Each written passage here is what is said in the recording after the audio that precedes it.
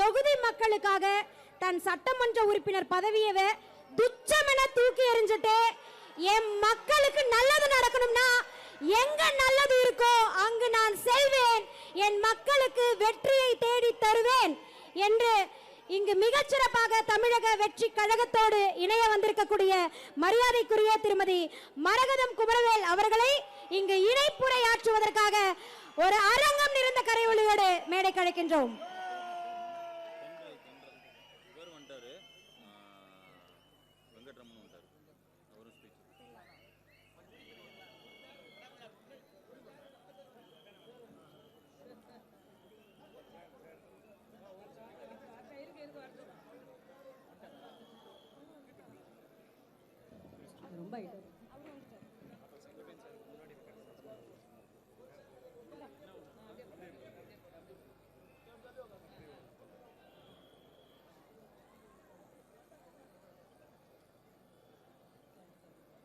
தமிழக வெற்றி கழகத்தின் கொள்கை தலைவர்களை முதலில் வணங்கிக் கொள்கிறேன். தமிழ்நாட்டு மக்கள் நெஞ்சங்களில் என்றும் வாழ்ந்து கொண்டிருக்கும் புரட்சி தலைவர் புரட்சி தலைவி அம்மா அவர்களையும் வணங்கி, புரட்சி தலைவர் புரட்சி தலைவி எவ்வாறு மக்களின் நலனையே தனது வாழ்வில் இலக்காக கொண்டு செயல்பட்டாரோ அதே போன்று இன்று தூய்மையான அரசியலையும் நேர்மையான ஆட்சியையும் முன்னிறுத்தி மக்களுக்காகவே வாழ்ந்து வரும் தமிழக வெற்றி கழக தலைவர், தமிழகத்தின் நிரந்தர முதலமைச்சர் அண்ணன்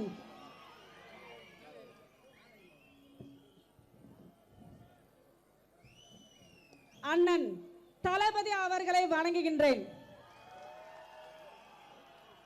அன்பிற்குரிய எனது மதுராந்த தொகுதி மக்களே, தமிழக வெற்றி கழகத்தின் நிர்வாகிகளே, தொண்டர்களே, என் அன்பு சகோதர சகோதரிகளே, அனைவருக்கும் எனது இதயம் கனிந்த வணக்கத்தை தெரிவித்துக் கொண்டு, இன்றைய தினம் சீரம் சிறப்புமாக நடைபெறுகின்ற மதுராந்தக தொகுதியில் இணைப்பு விழா. மதுராந்தக தொகுதியில் நாங்கள் 25,000 பேர் இணைவார்கள் என்று நினைத்தோம். ஆனால் 25,000க்கு மேலே 30,000க்கு மேலாக இன்று தளபதி தலைமையை ஏற்று இன்னைக்கு அவருடைய அன்பு மட்டும் போதும், தளபதியோட அன்பு மட்டும் போதும் என்று வருகை தந்திருக்கின்ற அனைத்து நல்ல உள்ளங்களுக்கும் நன்றியை தெரிவித்துக் கொண்டு, இன்றைய தினம் தமிழக வெற்றி கழகத்தில் உறுப்பினராக தங்களை இணைத்துக் கொள்ளும் இந்த மாபெரும் வரலாற்று சிறப்புமிக்க இணைப்பு விழாவில் கலந்து கொண்டு சிறப்பித்துக் கொண்டிருக்கும் தமிழக வெற்றி கழகத்தின் பொதுச் செயலாளரும் உள்ளாட்சித்துறை அமைச்சருமான மாண்புமிகு அமைச்சர் என் அன்பு நிறைந்த அண்ணன் புஷி அண்ணா அவர்களுக்கும் என்னுடைய வணக்கத்தை தெரிவித்துக் கொள்கிறேன். பொதுப்பணித்துறை மற்றும் விளையாட்டுத்துறை அமைச்சரும் தேர்தல் மேலாண்மை பிரிவு பொது செயலருமான என்னுடைய அன்பு அண்ணன் மரியாதைக்குரிய ஆதல் அர்ஜுன் அவர்களுக்கும் வணக்கத்தை தெரிவித்துக் கொள்கிறேன். வருவாய் பேரிடர் மேலாண்மை துறை அமைச்சருமான எங்களுடைய அண்ணா திமுக இருக்கின்ற பொழுது எங்களுடைய ஆசான் மரியாதைக்குரிய அன்பு அண்ணன் கே செங்கடன் அவர்களுக்கும் என்னுடைய வணக்கத்தை தெரிவித்துக் கொள்கிறேன். மனிதவள மேம்பாட்டுத்துறை அமைச்சருமான மாண்புமிகு சகோதரர் சரத்குமார் அவர்களுக்கும் என்னுடைய வணக்கத்தை தெரிவித்துக் கொள்கிறேன். இந்த நிகழ்ச்சியில் வருகை தந்திருக்கின்ற அறநிலைத்துறை அமைச்சர் மாண்புமிகு சகோதரர் ரமேஷ் அவர்களுக்கும் என்னுடைய வணக்கத்தை தெரிவித்துக் கொள்கிறேன். கைத்தறி அமைச்சர் மரியாதைக்குரிய மாண்புமிகு அமைச்சர் விஜய் பாலாஜி அவர்களையும் வருக வருக என்று வரவேற்கின்றேன். மற்றும் உணவுத்துறை அமைச்சர் மரியாதைக்குரிய வெங்கட்ராமன் அவர்களையும் வருக வருக என்று வரவேற்கின்றேன். மற்றும் நான் என்றைய தினம் என்னைக்கு தமிழக வெற்றி கழகத்தில் இணைந்தனோ அதிலிருந்து இந்த தெற்கு மாவட்ட கழக செயலாளர் என்னுடைய அன்பு சகோதரர் MS பாலாஜி அவர்கள் மாவட்ட கழக செயலாளர்,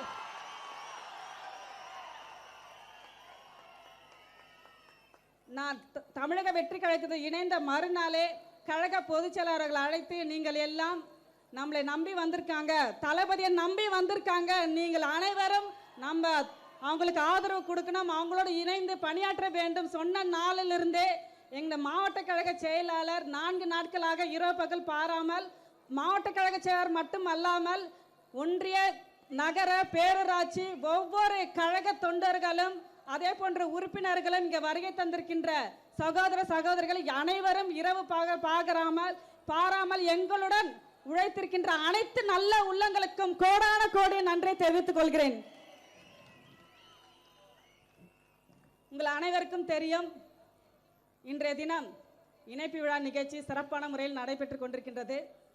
இந்த இணைப்பு விழா நிகழ்ச்சியை தமிழகத்தில் முதலாக நம்முடைய செங்கல்பட்டு மாவட்டம் மதுராந்தக தொகுதியில் நடத்துவதற்கு வாய்ப்பு கொடுத்த பொதுச் செயலர் அவர்களுக்கும் மரியாதைக்குரிய மாண்புமிகு அமைச்சர் அண்ணன் ஆதம் அர்ஜுன் அவர்களுக்கும் என்னுடைய நன்றி கலந்த வணக்கத்தை தெரிவித்துக் கொள்கிறேன்.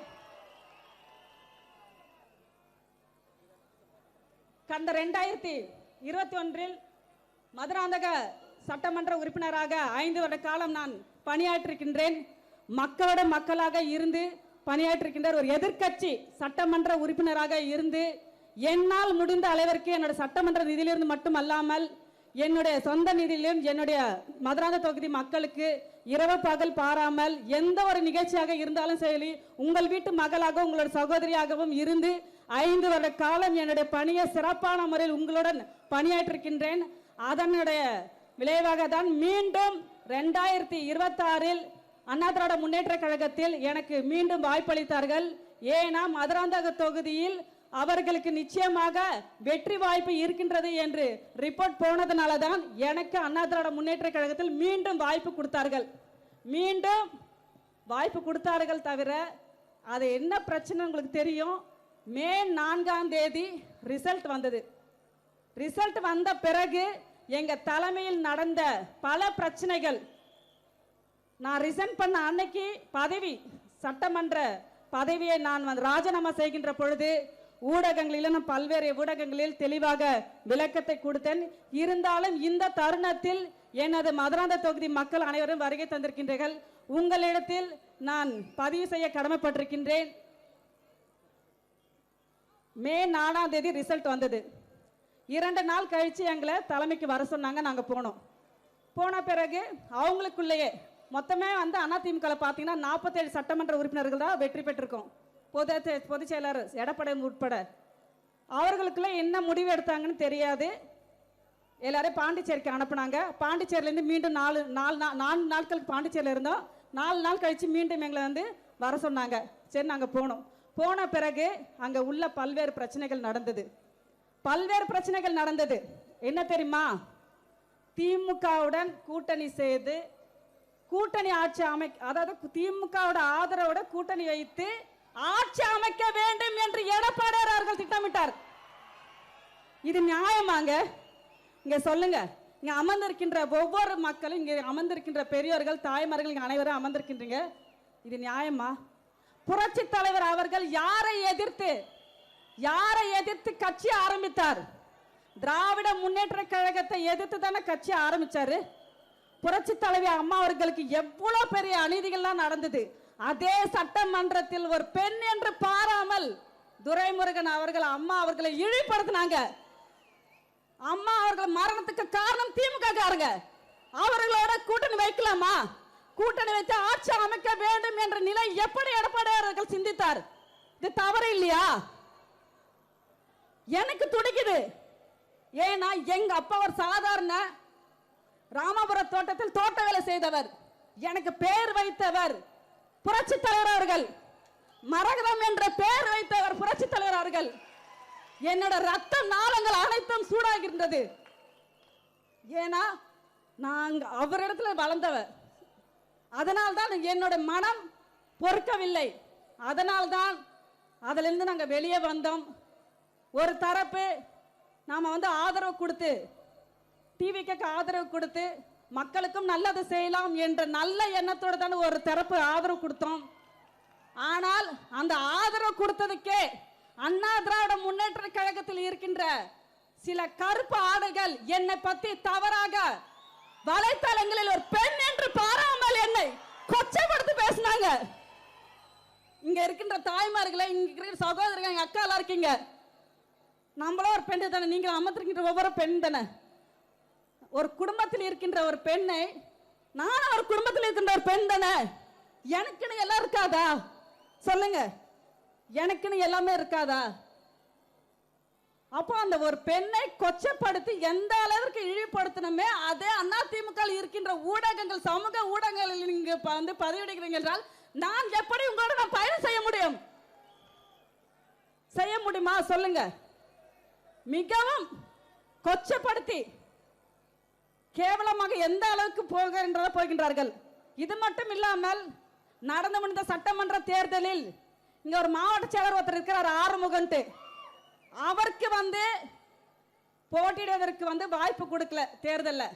அதனால அந்த அம்மா வெற்றி பெறக்கூடாது, மரதகுமரல் வெற்றி பெறக்கூடாது. மதுராந்தக தொகுதியில் என்ன ஒரு டீம் சேர்த்தாரு.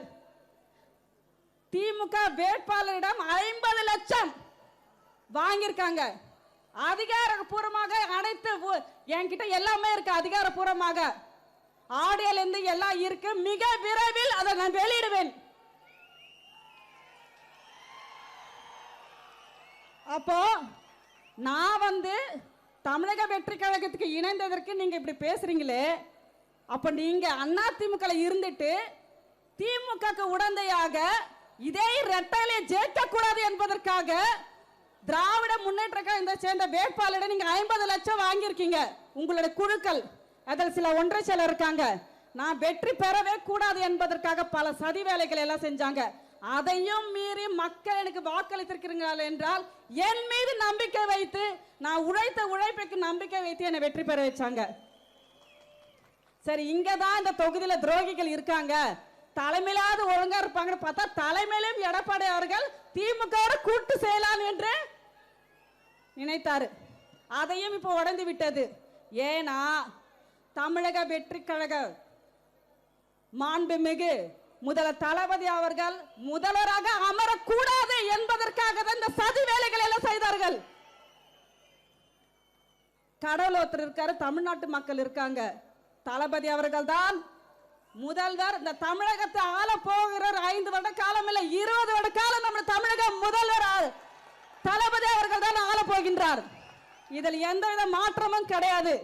புரட்சி தலைவி அம்மா அவர்கள் மக்களால் தான், மக்களுக்காக நான் என்று தமிழக மக்களின் நெஞ்சங்களில் வாழ்ந்து கொண்டிருக்கும் அவர்கள் அவருக்காக வாழ்ந்து மறந்தார்கள். அதே போன்றுதான் நம்முடைய தளபதி அவர்கள் தமிழ்நாட்டு மக்களின் நெஞ்சங்களில் வாழ்ந்து கொண்டிருக்கின்றார். அதுவும் அன்பு என்ற ஒரு வார்த்தைக்காக வாழ்ந்து கொண்டிருக்கின்றார், நமக்காக வாழ்ந்து கொண்டிருக்கின்றார்.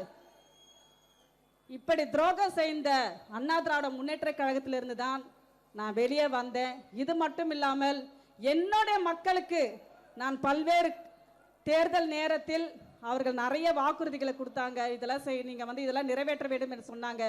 ஒவ்வொரு பகுதியிலும் ஒவ்வொரு ஊராட்சியிலும் எங்களுக்கு பல பிரச்சனைகள் இருக்கின்றது, இதை நிறைவேற்றி கொடுங்கள். கடந்த முறை நீங்க எதிர்க்கட்சி சட்டமன்ற உறுப்பினராக இருக்கின்ற பொழுது நீங்க எதையும் செய்யவில்லை அப்படி என்று சொன்னாங்க. இல்ல இல்ல, நிச்சயமாக இந்த முறை வாக்களிங்க, நான் முழுமையாக நிறைவேற்றி கொடுப்பேன், என் மீது நம்பிக்கை வையுங்கள் என்று சொல்லிதான் நான் வாக்குகளை பெற்றேன். ஆனா இப்பொழுது நான் மக்களிடத்தில் போனால் எப்படி நான் அதை நிறைவேற்ற முடியும்? அதே போன்று பாத்தீங்கன்னா அண்ணா திராவிட முன்னேற்ற கழகத்தில் இருப்பவர்கள் தமிழக வெற்றி கழகத்தில் குதிரை பேரம் செய்தாங்க. அதனால தான் போனாங்க. அந்த அம்மா எவ்வளவு கோடி தெரியுமா? எனக்கு 50 கோடி கொடுத்தாங்களா, 100 கோடி கொடுத்தாங்களாம். நீ எந்த ரைடு வேணா விடுங்க வீட்டுக்கு. தமிழக வெற்றி கழகம் ஒரு தூய்மையான ஆட்சி செய்து கொண்டிருக்கின்றார்கள், ஊழலற்ற ஆட்சி செய்து கொண்டிருக்கிறார்கள். நீ எந்த ரைடு வேணா விடு, எனக்கு அதை பத்தி கவலை இல்லை. நான் வாங்கினதானே நான் பயப்படணும், அவங்க கொடுத்தாதானே அவங்க பயப்படணும். எதுவுமே நடக்காத போது நீ எந்த ரைடனா விடு, அதை பத்தி நாங்க கவலைப்படவில்லை. எல்லாத்துக்கும் நாங்க துணிஞ்சுதான் நிக்கிறோம். எங்களோட தளபதி இருக்கின்றார், நம்முடைய தளபதி இருக்கின்றார். அவர் இருக்கின்ற வரை திமுக இல்ல அண்ணா திமுக எந்த கட்சி நம்ம கிட்ட வராது. சிபிஐ ரைடு விடுவாங்களா? குதிரை பேரம் யார் செஞ்சாங்க தெரியுமா? குதிரை பேரம் செஞ்சதே எடப்பாடி அவர்கள் தான். ஏன்னா சிபிஐ சொன்ன சைடுல நாங்க போனோம்ல, 30 பேர் கையெழுத்து போட்டோம். அந்த 30 பேர் கையெழுத்துல 4 நாள் 5 பேர் தூக்குறாரு. குதிரை பேரம் எங்க நடக்குது? அங்க போய் சிபிஐ வைங்க, போய் அங்க போய் சிபிஐ வைங்க. நான் பயப்பட மாட்டேன். நானு அதே போன்று பார்த்தா இங்க ஒரு ராஜ்யசபா எம்பி இருக்கிறார் தனபால் ஒருத்தர். அவர் எப்படி வாங்கினார் தெரியுமா பதவி? ஒரு டீ கூட வாங்கி தர மாட்டாரு ஒரு தொண்டருக்கு. அப்படியேப்பட்டவரு 20 கோடி கொடுத்து ராஜ்யசபா எம்பி வாங்கியிருக்காரு. எத்தனை கோடி? 20 கோடி. அப்போ எத்தனையோ தொண்டர்கள் இருக்காங்க, அவங்களுக்கு ஒரு வாய்ப்பு கொடுக்கலாம்ல. தேமுதிக கூட்டணியில் இருக்காங்க, அவங்களுக்கு கொடுக்கறேன்னு சொல்லிட்டு ராஜ்யசபா எம்பி கொடுக்கறேன்னு சொல்லிட்டு, அப்ப பணத்துக்கு விலை போனது யாரு? ராஜ்யசபா எம்பி கொடுத்தாருல, எத்தனை கோடி கொடுத்தாருன்னு அங்க போய் சிபிஐ ரைடு வைங்க. இதெல்லாம் அதிமுக நடக்குது. இந்த மாவட்ட செயலாளர் ஆறுமுக அவர்கள் திமுக வேட்பாளர் 50 லட்சம் வாங்கியிருக்காரு. ஒரு கூட்டு சதி நடக்குது. இதெல்லாம் நடக்குது. இவங்க வந்து தமிழகத்தை ஆளுகின்ற நம்முடைய தமிழக முதல்வர் தளபதி அவர்கள் குதிரை பேரம் செய்கின்றார். ஆட்சிக்கு வந்து இன்னும் 1 மாசம் கூட ஆகலங்க. இதுக்குள்ள தமிழகம் இப்படி நடக்குது அப்படி நடக்குது. நீங்க தானே தொடர்ந்து திமுக அதிமுக இருந்தீங்க, ஆட்சியில் நடக்கலையா? எதுவுமே நடந்தாலும் அதை வந்து தெளிவுபடுத்தி அதை வந்து சட்ட ரீதியாக எல்லாத்தையும் நடவடிக்கை எடுக்கிறாங்க. வந்த 1 மாதத்திலே 6 மாதம் வரைக்கும் நாங்க எதுவுமே பேச மாட்டோம்னு சொன்ன திமுக இப்போது நம்ம தளபதி பேசினாங்க, 6 நாள் கேள்வி கேட்கிறாங்கன்ட்டு. இதுதான் திமுக. திமுக பொறுத்த வரைக்கும் பார்த்தீங்கன்னா திமுக அதிமுக இவங்க 2 பேருமே எப்படின்னா எந்த வழியிலனா போவாங்க. தயவுசெய்து மக்களே, இங்க வருகை தந்திருக்கின்ற மதுராந்த தொகுதி மக்கள் அனைவருக்கும் உங்கள் வீட்டு அன்பு சகோதரி நெருக்கடி, என்னுடைய நெருக்கடினால தான் வலைத்தளங்களை என்னை பற்றி தவறான பதிவு செய்ததுனால தான் மக்களுக்கு என் கோரிக்கை செய்ய வேண்டும். அதே போன்று பார்த்தீங்கன்னா அதிமுக இருக்கின்ற கருப்பு ஆடைகள் அவருடைய முகத்தில் முழிக்க கூடாது என்பதற்காக தான் தமிழக வெற்றி கழகத்தை நான் தான் நாடி போனேன்.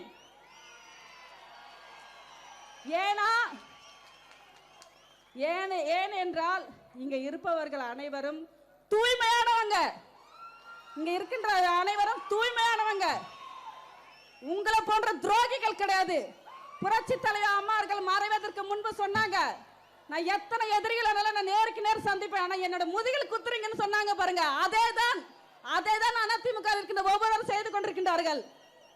இவர்களை முறியடிக்க வேண்டும் என்றால் தயவுதே சொல்றேன், அதிமுக இருக்கின்ற அனைவரும் சொல்கின்றேன், தமிழக வெற்றி கழகத்தில் முதல் தளபதி அவர்கள் புரட்சி தலைவர் புரட்சி தலைவி அம்மாவுடைய மறு உருவமாக நாம் பார்க்கின்றோம். நீங்க யாரும் கவலைப்பட வேண்டாம். இங்க செங்கல்பட்டு மாவட்டத்திலிருந்து 4 தொகுதியிலிருந்தும் அதிகமாக மதுராந்த தொகுதியில் வருகை தந்திருக்கின்றீர்கள். திருப்பூர், செய்யூர், செங்கல்பட்டிலிருந்து வருகை தந்திருக்கீங்க. யாரும் கவலைப்பட வேண்டாம். நமக்கான நிலையான இடம் தமிழக வெற்றி கழகம் மட்டும்தான்.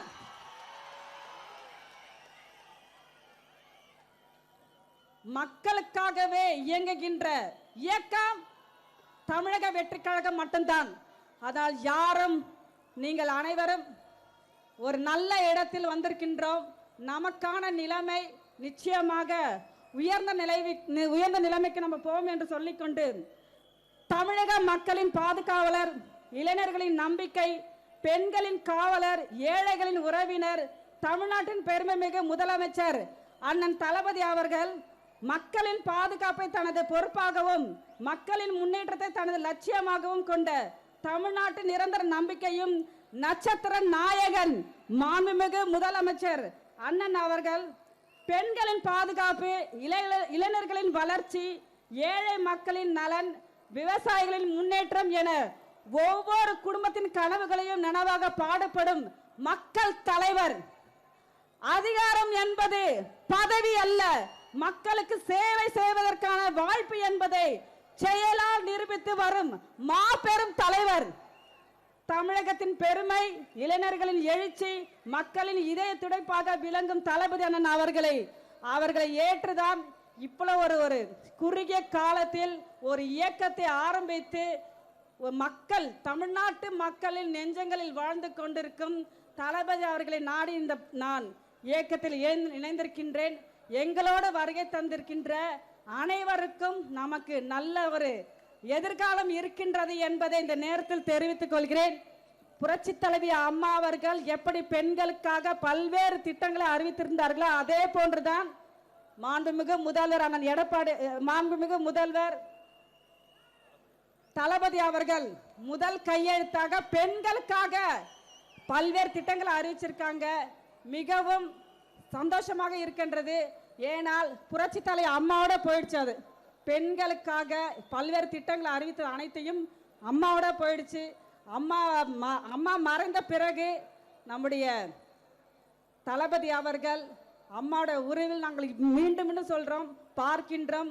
அம்மா உணவக திட்டத்தை மீண்டும் புதுப்பித்ததற்கு தளபதி அவர்களுக்கு என்னுடைய நன்றியை தெரிவித்துக் கொண்டு இந்த நிகழ்ச்சியில் கலந்து கொண்டிருக்கின்ற பொதுச் செயலாளர் அவர்களுக்கும் அமைச்சர் பெருமக்களுக்கும் மற்றும் சட்டமன்ற உறுப்பினர்களுக்கும் மாவட்ட கழக செயலர்களுக்கும் மற்றும் எங்களோடு இணைந்து பணியாற்றிருக்கின்ற அத்தனை கழகத்தினுடைய முன்னோடிகளுக்கும் நிர்வாகிகளுக்கும் இங்கே திரளாக வருகை தந்து இணைப்பில் இணைந்து கொண்டிருக்கின்ற அனைத்து மதுரான் தொகுதி மக்களுக்கும் அனைவருக்கும் என்னுடைய கோடான கோடி நன்றி சொல்லி விடைபெறுகிறேன். நன்றி, வணக்கம்.